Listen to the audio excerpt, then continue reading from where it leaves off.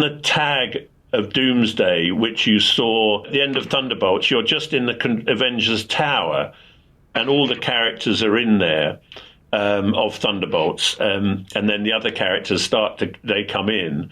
And that was a set that was built for us on the film, but they needed to shoot that tag section way ahead of the main shoot because the film was coming out, so they needed a tag. So Chris Townsend, they only had 3 days to do any post on that shot in there, which is not long, obviously, and it's a huge picture window on one side.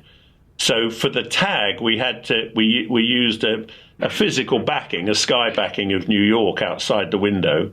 There's a monitor on the screen which shows the F4 ship coming in, and because there was no time for post, everything on that set was virtually in camera, which is not unusual for me. That's what it was. You could go anywhere, and even the screen they had to shoot.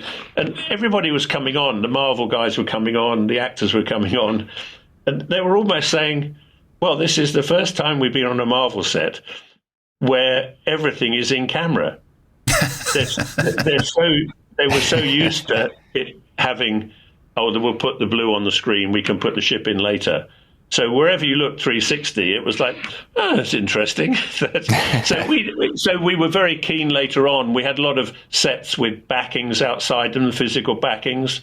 And generally, the default situation previous to us was probably, let's put blue screen out there and do that. But wherever possible, we either had a Roscoe backing that we created ourselves or a painted backing on, I think, 80% of interior sets with backings. And then it was all in camera, and in the end, that's as much a visual thing as a money thing, if they don't have to change the exterior. So wherever we could, we're bringing that bit of experience in just to adjust those things and not just presume you can always put it in visual effects.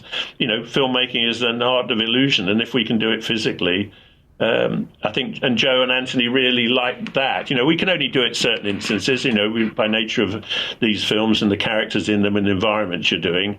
But wherever possible, why not try those things? And that all comes, we had to do a lot of that in a simplistic way on Young Indy because we didn't have much money.